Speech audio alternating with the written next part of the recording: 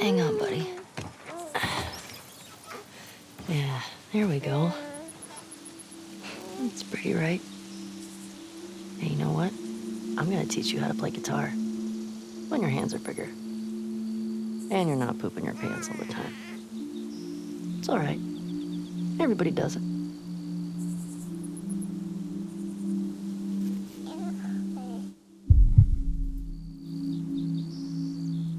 Got a lot of stories to tell you when you're older. Much older. I don't even know where to begin.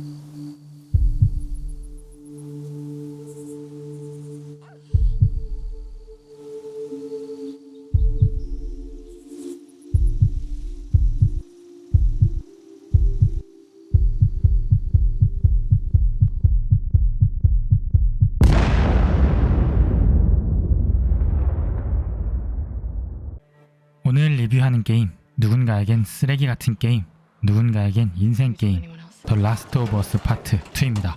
이 게임 리뷰하기도 참 부담스러운 게임입니다. 역대급으로 의견이 크게 갈리는 게임이기 때문이고 저 역시도 굉장한 불쾌함을 느꼈던 게임이기 때문입니다. 그럼에도 리뷰를 하는 것은 찝찝하고 짜증나고 화가 나지만 스토리를 제외하면 이렇게 잘 만든 게임이 없을 정도이고 스토리를 포함하더라도 제 마음속 한편에 깊게 박힌 게임이 되었기 때문입니다. 좋든 나쁘든 여러가지 의미로 저에게 인생 게임이 된 더 라스트 오브 어스 파트 2 리뷰를 지금 시작합니다. 리뷰를 시작하기 전에 스포일러에 대한 안내를 드립니다. 자, 먼저 스토리 파트입니다. 지난 1편 리뷰에서도 이야기했지만 라스트 오브 어스의 스토리 구성은 훌륭합니다. 주요 인물 간의 서사를 충분하게 적절한 페이스로 쌓아 올리면서도 필요할 때는 급작스러운 전개를 보이면서 시청자이자 플레이어인 우리의 멘탈을 들었다 놨다 합니다. 1편에 이어 파트 2에서도 어느새 다시 한번 라스트 오브 어스의 세계관에 몰입한 나 자신을 발견할 수 있을 것입니다. 파트 2의 스토리를 간단히 요약하자면 1편의 결말 이후의 이야기로 시작해 현재인 약 4년 뒤의 이야기로 이어집니다. 1편의 결말은 조엘이 백신을 포기하고 엘리를 구하는 과정에서 파이어플라이 병동의 수많은 사람들을 죽였고 결국 엘리를 데리고 탈출에 성공하는 그런 내용입니다.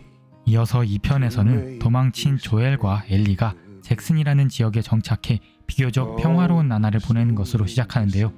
하지만 계속 평화롭기만 해서는 파트 2의 이야기가 진행되지 않겠죠. 엘리를 복수의 화신이자 살인 병기로 만들게 되는 그 사건이 터지면서 파트 2의 진짜 이야기가 시작됩니다. 누군가는 파트 2의 스토리가 쓰레기라고 합니다. 또 누군가는 파트 1보다 파트 2의 스토리가 훨씬 좋았다고 합니다. 제가 드리고 싶은 말은 남들의 의견을 듣지 마시고 꼭 직접 플레이해보고 스스로 느껴보시는 것을 추천드립니다. 스포를 하고 싶지는 않지만 파트 2를 리뷰하면서 스토리에 대해서 이야기하지 않을 수가 없기 때문에 부득이하기에 가장 마지막 챕터에서 이야기하려고 합니다. 그러므로 마지막 챕터는 강력한 스포가 될 수 있으니 주의해 주시기 바랍니다. 자, 다음은 좀 가벼운 파트네요. 그래픽 부분입니다. 지난 1편 리메이크 버전 리뷰에서도 극찬을 했는데요. 2편 리마스터 버전도 역시 그래픽이 훌륭합니다. 다만 제가 1편은 화질 모드로 해서 그래픽은 굉장히 좋지만 30프레임 정도로 조금 눈이 아픈 게임을 했는데요. 이번 2편은 성능 모드로 하면서 60프레임을 챙겼는데도 불구하고 그래픽이 부족하다는 느낌을 전혀 받지 못했습니다. 파트 2 리마스터 훌륭하네요. 또한 파트 1에 이어서 라오어 특유의 강점이 여전히 살아있었습니다. 바로 시네마틱 컷신과 플레이 화면의 자연스러운 연결인데요.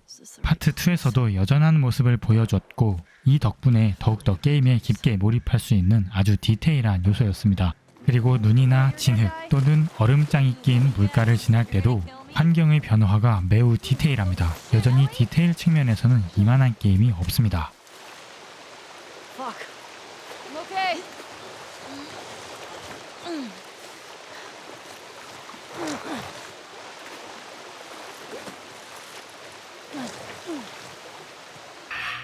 라오어는 스토리가 5할이고 나머지는 전투가 5할입니다. 스토리에 몰입해서 진행하다가도 전투가 시작될 때마다 도파민이 폭발하는 게임입니다. 지난 파트 1 리뷰에서도 설명했지만 전투가 재밌는 이유는 굉장히 자극적이고 다이나믹한 액션을 보여주기 때문입니다. 그리고 그 액션의 퀄리티를 높여주는 것은 굉장히 현실적인 모션 덕분이라고 생각합니다. 이 모든 것들이 파트 1 대비 파트 2에서 더욱 향상되었습니다. 플레이어로서 좀비의 뚝배기를 깨는 장면도 그렇고 반대로 좀비에게 뚝배기가 박살나는 장면도 그렇고 대부분의 상황이 정말 리얼하게 표현됩니다. 또한 소음을 줄여서 암살을 하거나 연막을 활용해 다양한 전술을 구사할 수도 있고 어떤 경우는 좀비를 역이용한 EEJ가 가능하기도 합니다. 이렇게 다양한 전술을 구사하면서 적들을 돌파할 수 있기 때문에 전투 하나만으로도 정말 재밌는 게임이라고 할 수 있습니다. 백문이 불여일견이라고 전투 장면 몇 가지 보고 넘어가 볼게요.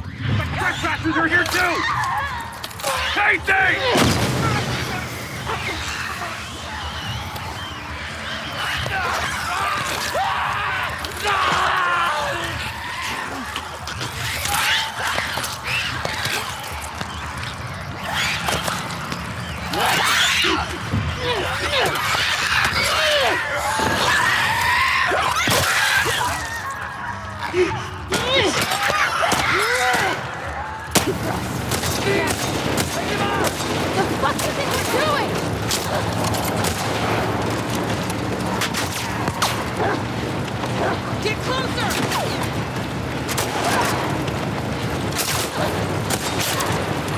Daddy, get us out of it! They just keep coming!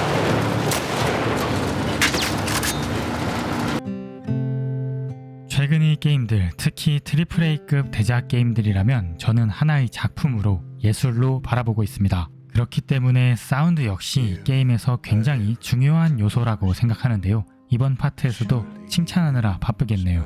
라오어 파트 2는 사운드도 훌륭합니다. 좁은 공간에서 울리는 소리는 기본이며 벽을 끼고 있거나 거리에 따라 달라지는 적들의 목소리, 어둠 속 저 너머에서 들려오는 소름 끼치는 좀비의 울음소리, 작은 유리 조각을 밟을 때 나는 미세한 소리, 총기를 업그레이드할 때 표현되는 미세하고 디테일한 소리, 총기의 특징에 따라 전부 다른 사운드는 물론이며 물에 잠수했을 때 먹먹하게 달라지는 소리까지, 그리고 배경음까지 훌륭하기에 라오어의 사운드 측면에서는 도저히 깔만한 부분이 없는 것 같습니다. 최고입니다. 사실 사운드는 파트 1 때부터 원래 좋았어서 파트 1 대비 파트 2에서 크게 체감하지 못할 수도 있습니다.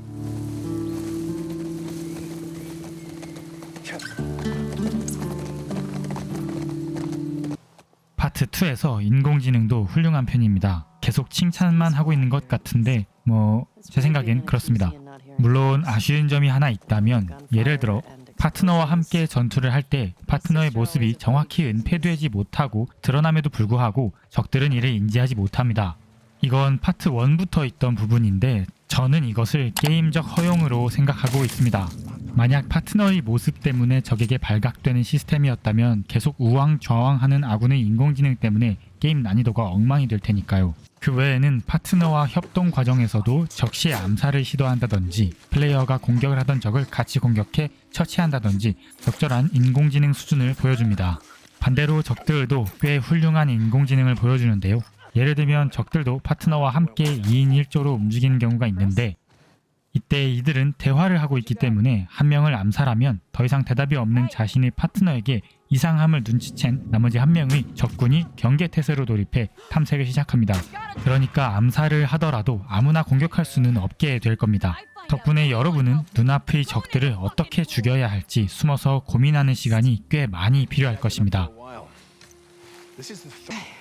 지난 파트 1에서와 비슷한 평가를 하겠습니다. 듀얼센스 지원은 꽤 좋은 편이나 막 대단한 경험을 주는 정도는 아니라고 생각합니다. 붕대를 감는 과정에서 느껴지는 어댑티브 트리거, 말을 타고 달리는 지형에 따라 달라지는 진동이나 비를 맞을 때 느껴지는 감각적인 햅틱 피드백 등 대부분의 상황에서 햅틱 피드백이 반응하고 꽤 좋은 경험을 줍니다만 듀얼센스 지원이 미쳤다라고 표현할 정도는 아니라고 생각합니다. 의외로 타격감이라는 요소도 사람마다 다르게 느끼는 경우가 많기 때문에 저는 듀얼센스로 느껴지는 감각도 사람마다 게임마다 모두 다르게 느낄 거라고 생각합니다.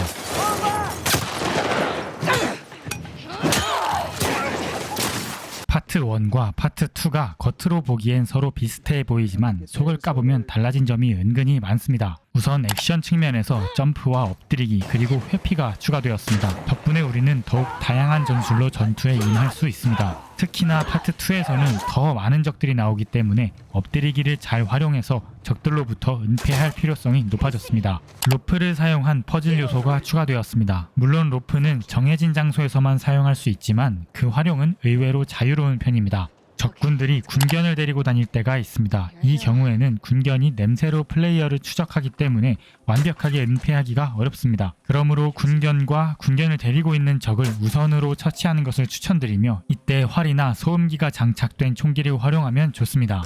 챔블러라는 새로운 감염체가 등장합니다. 챔블러는 블로터보다는 작지만 다른 개체들보다는 큰 모습이며 가까이 접근해서 포장가스를 뿌리는 공격을 합니다. 챔블러를 만나면 꼭 거리를 벌리세요. 그리고 쉔블러도 아니고 블로터도 아닌 정말 끔찍한 모습의 감염체가 하나 더 나오는데요. 이건 스포가 될 수 있으니 직접 플레이하면서 만나보시길 바랍니다. 아주 힘든 싸움이 될 겁니다.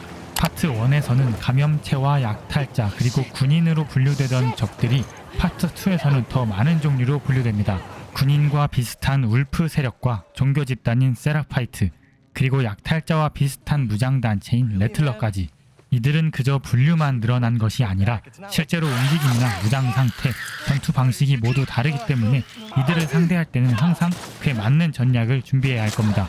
지난 파트 1 리뷰에서 기본적인 팁은 이미 가이드를 드렸기 때문에 파트 2에서의 팁을 한 가지만 더 드리자면 잘 숨는 것이라고 말하고 싶습니다. 파트 2에서는 적들이 정말 많이 나오고 전투가 연속적으로 이루어지기 때문에 자원 관리의 중요성은 물론이고 전투의 피로도가 굉장히 높아졌습니다. 그러니까 최대한 자원을 아끼면서 암살하는 플레이가 유리할 것입니다. 자, 이번 파트는 좀 무거운 내용입니다. 이야기하기 조심스럽지만 한번 천천히 이야기해보겠습니다. 더러웠습니다. 기분이 정말 더러웠습니다. 하지만 머리로는 이해하려고 노력했습니다. 아무리 파트 2에 대해 극찬을 하는 사람이라도 그 순간 그 장면에서 기분이 좋을 수는 없었을 겁니다. 하지만 유저들의 반응은 정말 다양했겠죠. 이게 맞다고 받아들이는 사람도, 분노를 이기지 못하고 게임을 꺼버리는 사람도, 분노로 가득 찬 엘리와 동화되어 에비를 죽이겠다고 마음먹은 저 같은 사람도 있었겠죠. 디렉터인 닐 드럭만의 의도는 적중했습니다. 유저들에게 불쾌함과 분노를 느끼도록 유도했고 우린 그대로 당해버렸습니다. 조엘이 죽음을 맞이하게 되는 과정도 정말 불쾌하기 짝이 없습니다. 죽음의 위기에 처했던 에비를 조엘과 토미가 도와주는 장면을 먼저 보여줍니다. 은혜를 원수로 갚는 흐름을 나타냅니다. 에비에겐 원래 조엘이 원수이긴 하죠.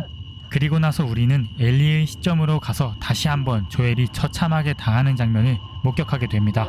여기서 우리는 한 번 더 굉장한 분노를 느끼게 됩니다. 이 장면의 시작으로 파트 2를 관통하는 주제를 알립니다. 절대 악이란 없다. 그리고 정의도 없다. 모두 서로 다른 이해관계를 가지고 있고 모두 자신의 감정대로 결정하고 행동한다는 것이죠. 파트 1에서 조엘은 자신이 맞다고 생각하는 정의 또는 감정대로 엘리를 살리고 모두를 죽였습니다. 에비와 제리의 입장에서는 절대 악이었겠죠. 그리고 다시 파트 2에서 에비는 복수라는 이름 아래 조엘을 잔혹하게 살인합니다. 여기서 다시 에비라는 절대 악이 탄생하는 순간이죠. 바로 엘리의 입장에서 말입니다. 그래도 여기까지는 어떻게든 이해해 보려고 했습니다.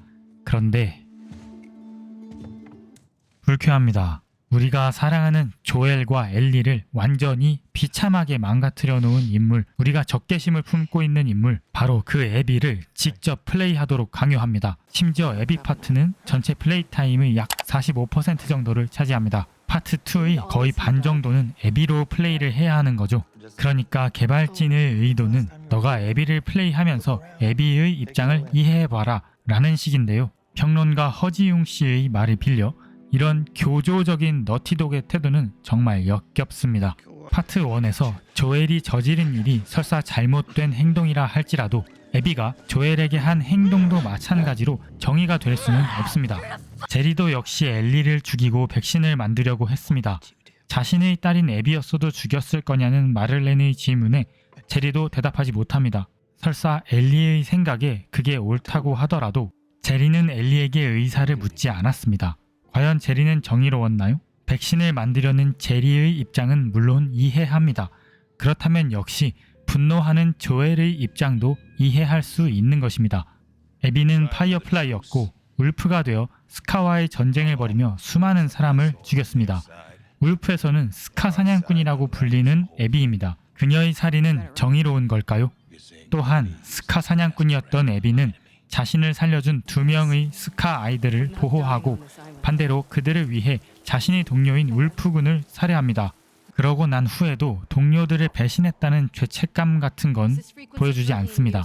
오원이 알려준 정보에 따라 파이어플라이로 돌아갈 수 있다는 희망에 기뻐할 뿐입니다.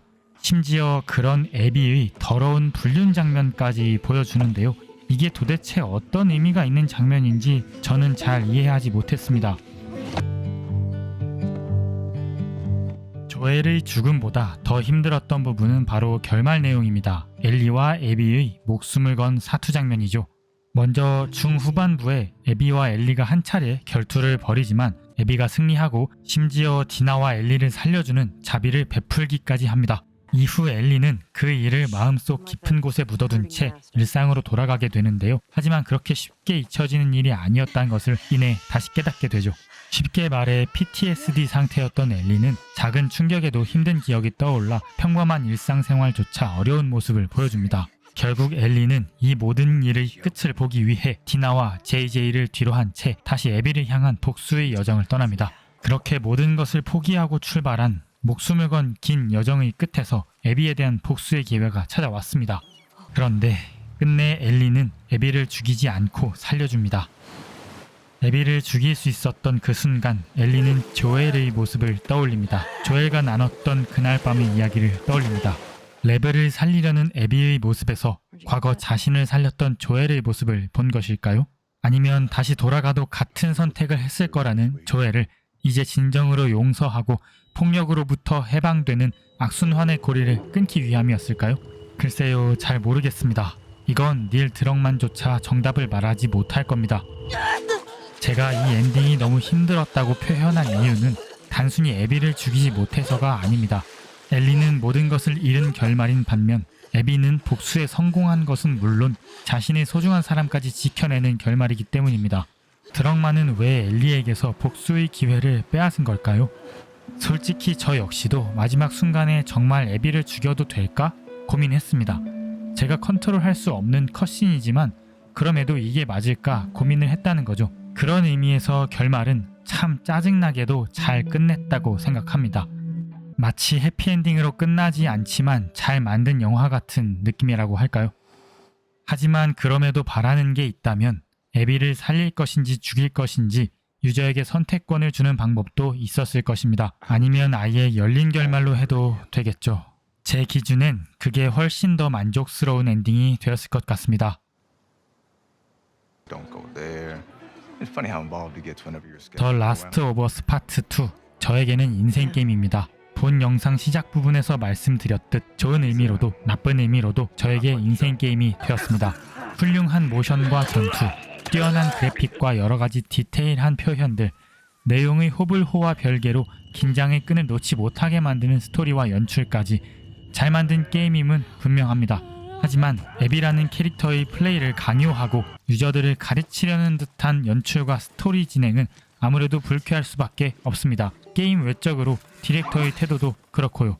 그렇기에 더욱더 엘리에게서만 복수의 기회를 빼앗아가는 파트 2의 결말의 형태는 정말 찝찝하고 아쉬운 부분입니다. 하지만 그 상황에서 에비를 죽였으면 정말 우리의 속이 시원했을까요? 더 이상 싸우길 원치 않는, 그저 레벨을 살리고 생존하려는 에비의 모습, 이 역시도 개발진의 의도라고 생각합니다. 유약한 상태의 에비의 모습을 보여주고 엘리가, 우리가 그녀를 죽이는 것에 대해서 죄책감을 갖게 만듭니다. 작중 내내 강력한 피지컬과 강인한 멘탈로 에비를 표현하더니 막바지에 갑자기 유약한 모습으로 표현하는 이런 연출은 정말 어이가 없습니다. 저는 파트 2가 인생 게임이라고는 했지만 이 회차를 플레이할 수 있을지는 잘 모르겠습니다. 엘리가 망가지는 모습을 다시 보는 것이 너무 힘들 것 같네요. 파트 2에 대해 좋은 스토리라며 극찬하는 사람도 분명 있습니다. 저는 그분들의 의견도 존중합니다. 하지만 저에게 있어서는 아니라고 말할 뿐입니다. 아니다, 나는 다르게 생각한다 라고 하시는 분들께서도 자유롭게 댓글로 자신의 의견을 남겨주시면 감사하겠습니다. 저는 파트 2에 대한 다양한 의견을 들어보고 싶습니다. 하지만 나와 의견이 다르다고 상대를 비난하는 댓글은 사양하겠습니다. 비난과 비판을 구분해 주시면 좋겠습니다. Wow. As you look at all these buttons. Who decided to join us? 자, 그럼 더 라스트 오브 어스 파트 2의 리뷰를 마무리합니다. 영상을 준비하다 보니 게임에 대한 정보 전달보다 스토리에 대한 의견을 말하는 비중이 너무 커져버렸네요. 그만큼 스토리에 대해서 참 말이 많은 게임이라는 거죠. 여러 가지 의미로 저에게 인생 게임이 된 더 라스트 오브 어스 시리즈입니다. 파트 1은 너무나 즐거운 경험이었고 파트 2는 참 많은 생각을 하게 하는 경험을 주었습니다. 모든 경험은 어딘가에 도움이 됩니다. 저는 그렇게 생각하기로 했습니다. Smart about it. 오늘도 시청해주셔서 감사합니다. 이만 영상 마무리하겠습니다.